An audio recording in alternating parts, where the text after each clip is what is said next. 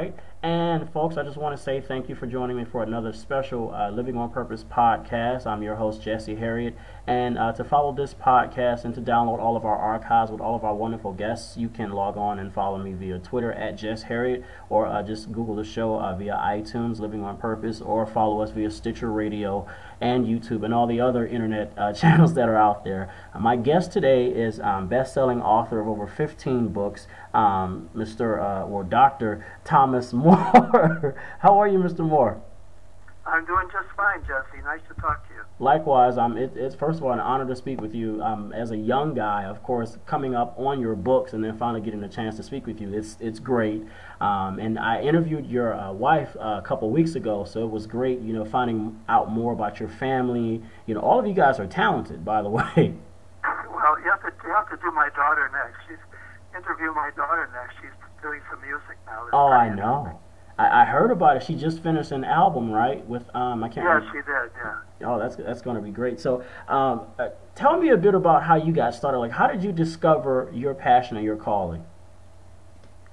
Well, it took a while, and it sort of dog-like, from one spot to another. I started out wanting to be a Catholic priest, mm-hmm. and I did that for about 13 years and left then. And then I thought I'd be a musician because I was very interested in music and studied it quite a bit. And that wasn't satisfying either. So then I went back into religious studies. I got a PhD in religion. And I combined that with psychology and mm-hmm. became a psychotherapist, and then decided to write about everything I was doing. And then I became a writer. So that's where you are. Mm-hmm. And it's sort of, oh, go ahead. No, I'm sorry. I was just going to say a sense of purpose then came to me by following my own intuitions and by following the opportunities that came along. Mm-hmm. And I love that. Everybody that I've ever interviewed has basically had a different story, but they've always said that same thing. Because, sometimes folks look for an easy way out, and sometimes, there are people who, kind of sort of discover it when they're kids. It's like they're born into this awareness, and other people, they discover it much later along. But it's this same idea that you guys are talking about, following your intuition and just, embarking out there on the journey and paying attention to what life brings you, That's right. Yeah, I think it takes a lot of trust, and you have to be open. You can't be too controlling about it. You have to let events unfold, and you have to read the signs as they appear. And I think also take good advice when it comes. So you don't do everything that people tell you, but sometimes when people have told me some things that maybe I could try, I could tell that what they were saying was really meaningful, so I would follow it. Mm-hmm. I totally agree with that. What were some of the hurdles that you had to, in a sense, overcome, or what were some of the I guess those aha moments that you received along your journey? Because I mean, how long have you been in this whole the writing and teaching arena? Well, I've been writing probably I'm trying to remember how many years, probably 40 years. Wow. I've been writing for a long time, but my books began to sell only in 1992. That's 20 years ago. Began to sell in large numbers, and that made a big difference because up until that point I would write, but not that many people would be reading me, so I just wrote whatever I felt like. Mm-hmm. And then I started getting letters from all over the world, and I said, whoa, this is, I've got to be careful what I write and how I write and who I'm writing for, and be really careful about the respect for people of all different places. I mean, I always knew that, but when you have to think of your readership that way, it makes a big difference. Mm-hmm. So I would say that as a serious writer, I've really only been doing it for a little over 20 years. Mm. You mentioned something in one of your books that really touched me, and I think it'll resonate with all the listeners too. You talked about kind of sort of a trajectory point, or not so much a dark night of the soul, but there was a point at which you were a professor and you were going up for tenure, and they decided to go a different route. But then, not too long afterwards, your books took off. You know, right. Like what was that? Well, yeah, they were those. I've had several of those experiences. In that case, I was just fired. Oh wow. I was let go. I was planning on being a college professor the rest of my life. It never occurred to me to do anything else. And when they called me in that day, I thought that they were going to tell me, you know, that I was set for life. Right. And instead they said, sorry, you know, that it's over. And I asked them why, and they said, well, you're not teaching and you're not writing in the way we expect. And then I realized that in that moment, you know, that I'm really not an academic. That's not my style. And so I realized that they were correct. And so I didn't fight it at all. I didn't argue or anything like that. I just said, oh, yeah, you know, I thought to myself, you're right. And you're telling me something important. So I left it and shortly then began to really do well as a writer. And it turned out to be a great blessing that I never stayed in that job of teaching. I have to ask you this question. I think everybody's probably asked you this, and you know, you probably heard it 1,000 times. But you talk about the dark night of the soul. I mean, your writing is so like down to earth. You know, like there's lots of writing that's, you know, more so keen on, you know, spiritual, being up high. You know, your writing really brings you down to earth and grounds you in the human experience. Where does that come from for you? You know, that's been with me as far as I can remember. I can go way back to when I was a teenager. And thinking about, I was very interested in the spiritual life. I always, my family, my mother and father are very spiritual people. But my dad was a plumber. He taught plumbing. And that kind of grounds you, you know, to grow up in a family of plumbers. I mean, you know, it's not, I didn't grow up with a group of college professors. And that was grounding, but I was always interested in philosophies and approaches that were down to earth instead of way up in the air.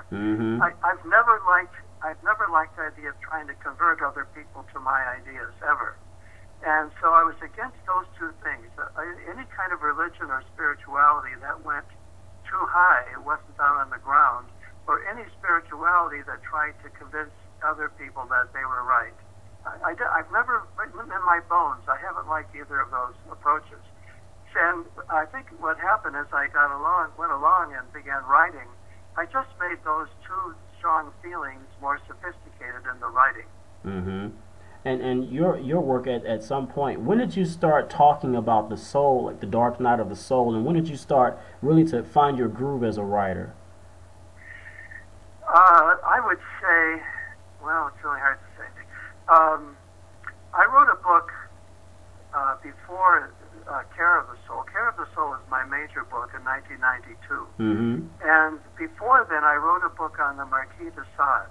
I wrote it for psychotherapists about sadomasochism and about how a lot of people, maybe the greatest problem people have is that they aren't strong enough, that they give in too easily, that they allow themselves to suffer too easily. Wow. That's masochism. And masochism, when it's strong, has a hidden sadism in it. So those people can be very controlling.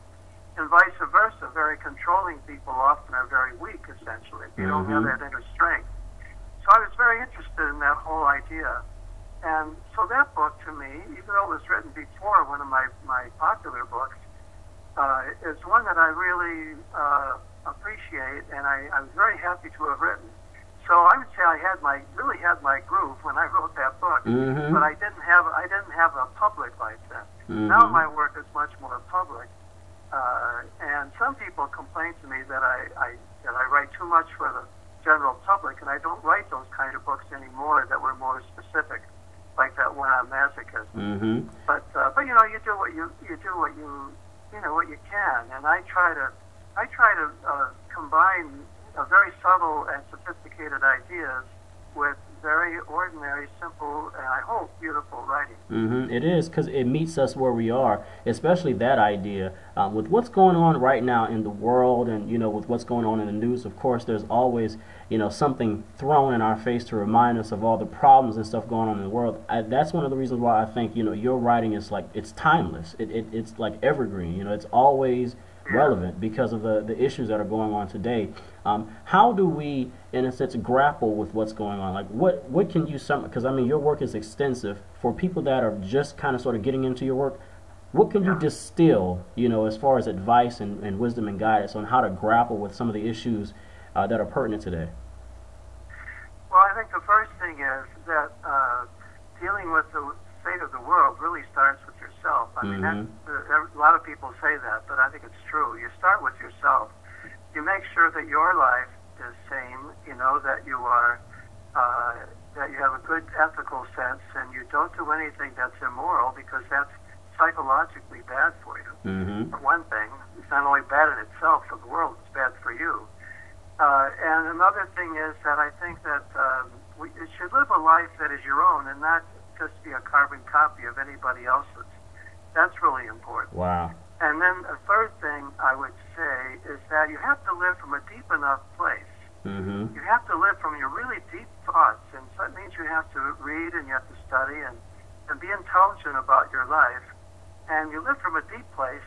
And I think the reason that a lot of people burn out and don't know where they're going is because their lives are too shallow. And you've got to live from those deep feelings in your past, and with a sense of the holiness of the world around you, you know, nature and animals and other people, other cultures. If you can have a love of the way the world is and not be so self-centered and anxious, you know, where you become aggressive towards others, if you can do that, then I think those things then would allow you to be in the world in a way where whatever's going on is not going to throw you off kilter. You're going to be able to find your way then. And that is powerful right there, because my next question was about significance. You know, it's like all of us struggle in a sense for significance, but how do we balance that significance with the whole idea of ambition? You know, when is it, in a sense, when is it wrong? You know, because there are people who are kind of sort of on the journey and on the spiritual path, and some of them have, in a sense, forsaken the whole world, families included, you know, because they're struggling, they're trying to reach for this, either significance, or they're trying to reach for the divine, so to speak. How do we, in a sense, walk that middle path and balance both worlds? Well, what I'm talking about is a little bit difficult maybe to get a hold of or to experience, but eventually you can do it. And that is, to put it in psychological terms, to understand the difference between between an ego and your soul. You know, those are two different things. So if you're operating from your ego, and that's where your ambition is, so you want to be better than other people, or if you want to have power, or you want to amass, you know, as much money as you can, anything to bolster up your ego, that's not very good motivation, because that's pretty weak. It can easily fall. You know?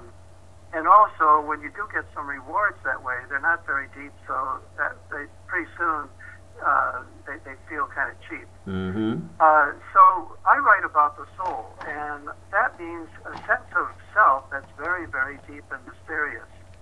And if you can live from that deeper place, then I think you will find you can be ambitious, and it won't be controlling, and it won't be so competitive. It will just be able to do that and just let other people find their way too. That's really the secret. How do you define soul in your work? It's difficult to define. I would say that the soul, though, is that part of us, or even part of the world around us, that makes us who we are as individuals, for one thing. It allows us to feel a deep connections with people around. So if you meet a person you'd say is a soulful person, they're capable of friendship. They can really have good friends.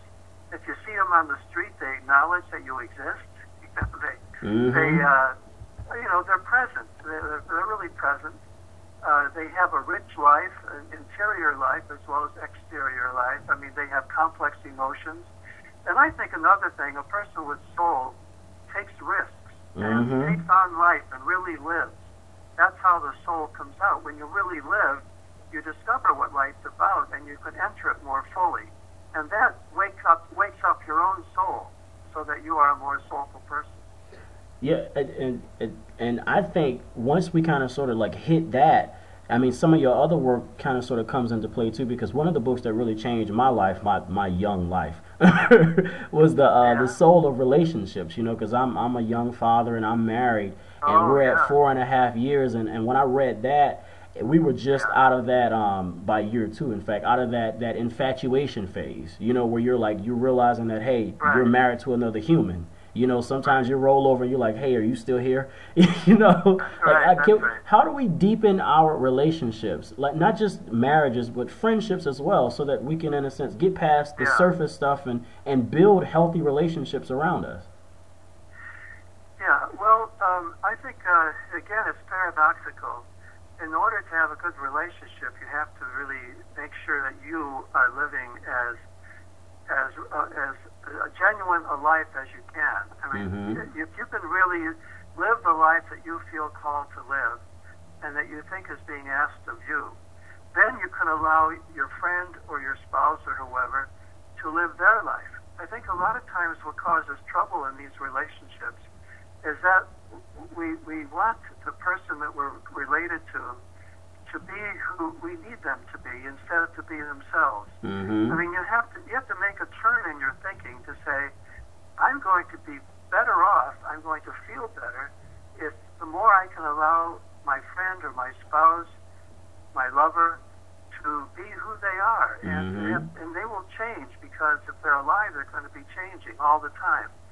And to be there to allow that to happen and not be afraid of it and not to have to control them out of your fear, I think that's really the basis for the connection between people. Mm-hmm. And how do you deal with those dark times, like on an individual level, like those times in which you have that miscommunication there, and you can't like find meaning, Yeah, and you want to, in a sense, yeah. walk away from yourself or walk away from the relationship? How do you deal with those dark moments? Well, I will say that when I was a younger person, I didn't do it too well. Mm-hmm. It takes a while to be able to figure that one out. I think at this point in my life, I feel that I have a better sense of what's important. For example, I don't know what's more important. I imagine you feel too. What's more important than being there for your children and loving Mm-hmm. them and watch them, allow them to really grow into real people, Mm-hmm. and not require them to be who you are or anything that you want or expect, but to foster their own growth into being who they could be. Yeah. I think that's one of the deepest satisfactions you can have. I also think, and this is funny, I get this from my studies of ancient Rome, believe it or not, Mm. that in a marriage, it's very important to take care of a home, to make a home, Mm-hmm. and not be so focused on all the mechanics of the relationship. Mm. I don't trust that too much. One thing I like about my own marriage is that we don't analyze ourselves. We don't do that. Mm-hmm. I've been in relationships like that where you analyze each other, Yeah. and nothing good comes of it. I'm Oh telling no. you. And I've even go so far when I lecture on this. I go so far as to say that I'm not too much in favor of improving communication in relationships. And the reason I say that is that there's so many things that go on with people that they just can't communicate. Yes. And I think it'd be better to be able to allow the other person to just work things out and not demand that they explain themselves. Yes. And not figure it out in your mind so that everything sounds okay. But Yes. rather to just base it all on love and say, okay, I trust that things are okay, and right now what's happening is weird, and let's see where it goes. Mm-hmm. And that's so true, because sometimes when you give an explanation, that's the truth that you know to be at that moment. 3 days from now, you can get an epiphany, and that ain't it. But then you look like a hypocrite because you just contradicted yourself 3 days ago. Exactly. So that's why I'm not very much in favor of communication, because what if you communicate something and 3 days later you realize it was all wrong? It was different. I don't think we need to do that. I think that we need to love each other from the heart and allow each other to really live. If you can enjoy watching another person find their way and to be able to give the space and give the support they need for it, and just hold back on your own needs, that's not going to help any. Mm-hmm. To expect them to satisfy you. I think that relationships would be much more satisfying ultimately. Yeah, I totally agree, and I mean you are so hitting home. What's your latest book? My latest book is called A Religion of One's Own. Ah, yeah. Tell us a bit about that book. What's the inspiration behind It's kind that of a book? takeoff on Virginia Woolf's A Room of One's Own, Mm-hmm. in which the women discover that they have to make their own lives, and and live their own lives. And in this case, I want to put that in the context of religion, that for too long people have thought of religion as something you join, and you surrender your will and your mind to somebody else, and you believe what they tell you to believe. And what I'm writing in this book about is finding your own way in terms of your spiritual life and your religious life. I have no problem using the word religion because I redefine it. I make it much deeper than that idea of an institution. What is religion to you? Yeah? What is religion to you? Sorry for interrupting. Well, religion is, to me, I have the definition for it. To me, religion is a creative and concrete response to the mysteries that are in ourselves and around us. A concrete and creative response. That means that sometimes you might just feel like praying. I mean, here I am, I'm sitting talking to you in the middle of the rain. Oh. And what if lightning comes by? Lightning strikes. Well, oh, God. I make me feel bad. Motivated to pray, Yeah. And so that's something, that's a response to something powerful beyond my power and something mysterious. And life and death is mysterious. So,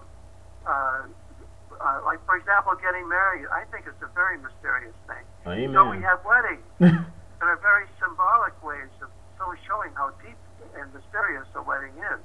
I think that's terrific. And I hope we always have highly ritualized weddings. Yeah. They're really important. So that's religion. Whether you do it in a church or not, I don't think makes all the difference. Now, if some people are very attached to their religion and their formal religion, their church or temple, then by all means they should stay with it and deepen their understanding of it. But a lot of people today are not too trusting of the institutions anymore, and I think it's better for them to create their own religion than to become secular, or only secular. Because secularism is really a bad way to go. Right, and I agree with you, because I mean we have to have, like you said, some type of deeper source of inspiration to help us deal with the mundane, something bigger than us, something deeper than the us that we know to be, kind of sort of on a regular. Absolutely. We need a sense of the transcendent, the sublime, the source of life. You don't have to use the word God. You don't have to, or you can. It makes no difference. I don't use the word God in my writing, but if somebody talks about God to me, I'm perfectly happy with that. But I'm always defining it for myself as something that's mysterious, and you sense it in life and in nature, but you can't. If you name it, you've lost it. That's how I feel about it. And that's totally true. Dr. Moore, where are you going? Like, what's your next your speaking engagement? How's your itinerary look? What's coming up for you? Let's see. Friday, I teach mainly psychiatrists, but other people as well, on Cape Cod. I've been doing that for about 18 years. Oh, beautiful. Every summer. Bring my family, and we have a little vacation because I only teach half a day. And it's a wonderful experience. Everybody who goes to those, not everybody, but most people seem to enjoy it. The people who are looking for a more technical and quantified approach to psychology will not care for it, but the kind of work I do, people enjoy it. A lot of dream work and work with mythology and stories, things like that. And soul, talking about soul and spirit. So I'm doing that, and then I'm going out to Oakland, California the next week at the Sophia Center in Oakland to talk about the connection between Jesus and Henry David Thoreau. So I'm talking there about how we can find in the Gospels, which I've translated myself recently from the Greek. Oh, wow. What we can find in the Gospels about a relationship to nature and taking care of nature, and showing how Henry David Thoreau created a religion of his own in relation to nature. So I'm putting those two things together, and we're really looking forward to that. That's beautiful. That's beautiful. So Dr. Moore, I know you're on the side of the road, so you have to get back to life. But I'm in the ring. Oh gosh, thank you so much for taking the time out to speak with me and speak to my audience. And I'm definitely going to have this up, and I'll email you all the links to the show, and so that you can have it. And I definitely want to interview your daughter too and talk about her brand new album that's out, because I heard about it from your wife, and I heard the album, a portion of it, and I think it's amazing. Well, I think you'll find that she is very articulate and has an awful lot of interesting things to say. For 21, I can't believe it. I was at least 51 before I could do what she's doing, so it's pretty good. And I love that, being 26, you know, anybody in their 20s that's doing it, I want to connect with them, and I want to, yes, we need more of us to stand up and do the thing. Well, I appreciate your calling out to someone who's about 3 times your age. I appreciate it. That's what keeps us sharp. Right. Well, thank you so much. And folks, that's been our show. You can download the podcast by searching Living on Purpose and going to iTunes. And this also will be available on Stitcher Radio and at justherriott.com. Take care. Peace and blessings.